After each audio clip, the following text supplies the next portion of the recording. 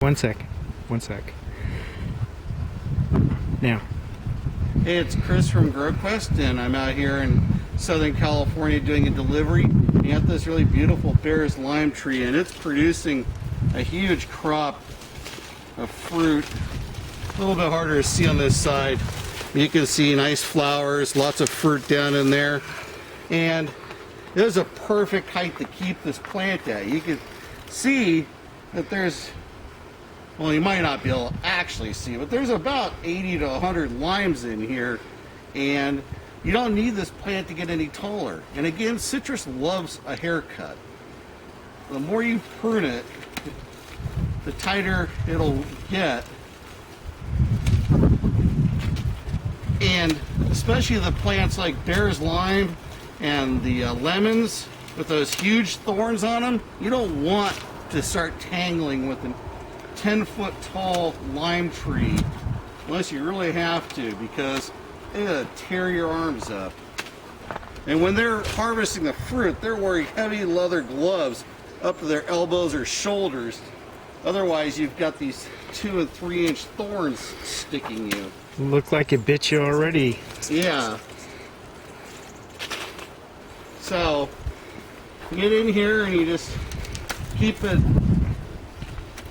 to a nice distance or nice shape. If you're a lady, you know, you don't want to have to, you're not, 5'3", 5'6", maybe more petite. Last thing you want to deal with is an 8-foot lime tree with big thorns. Just keep it pruned down.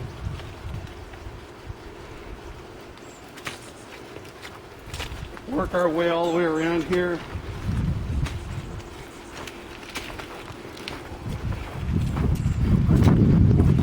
You can use shears, you can use a pole pruner if you really need to. Obviously, I just carry my clippers everywhere I drive. So. Again, the one thing we don't want to have is a lot of contact from other plants. Want to make sure that the snails and ants don't have access to the plant, or at least the only access they have is the trunk.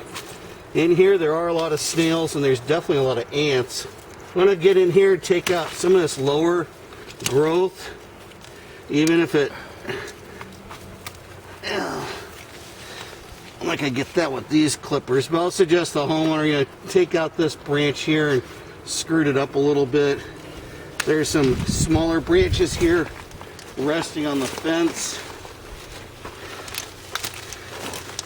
You only want the trunk to be the access point. That's the only way the ants and the snails can get into the tree. The ants do the damage by moving the pests into the plant and farming them. The snails damage the trunk and the tissue by ruining the cambium, destroying the cambium.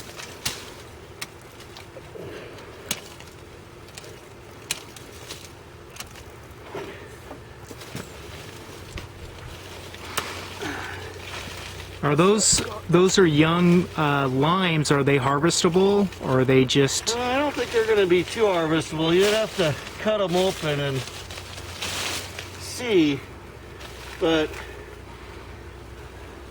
we need to draw the line here at letting all the pests have easy access to the plant, and you're going to always lose a little bit of fruit when you've got a plant that's matured.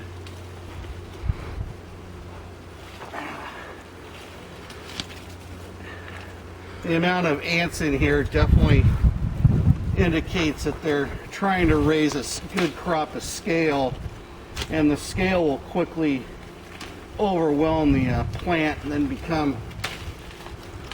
go from a minor issue to something that requires money to spend for pest control. You see, I'm all the way up, I'm about 6 feet as the crow or the snail travels, so to speak. And all the way up in here, there are snails that have climbed. That guy just. I see it. It's in there. Oh yeah, you can see. So I mean, it's already climbed all the way through the plant. And each time the snails go up and down the tissue, the branches, they remove some of the cambium. So if you get a major infestation, they'll start damaging the trunk, where the trunk tissue, which is like our skin, can't uptake water and nutrients properly. So it is important to make sure that the snails and other pests don't have that highway into the be able to reach on the other side and salvage that melon. Yeah. Just grab the branch right there and we'll try and you reach out the bottom and I'll hold the top.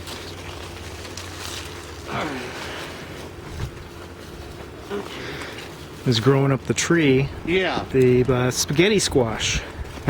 And it provides a means, a bridge, so to speak, for the snails and ants to get in there.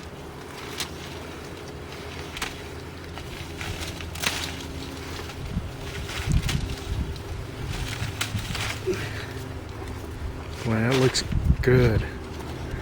So now I've got a manageable lime tree. There's still a lot of flowers, a lot of small fruit on here, and a lot of maturing fruit. So it can be prettied up a little bit more, but that's the basics. Only leave a clean trunk for no access, or at least to be able to control the access for the ants and snails, and you'll solve a lot of your problems.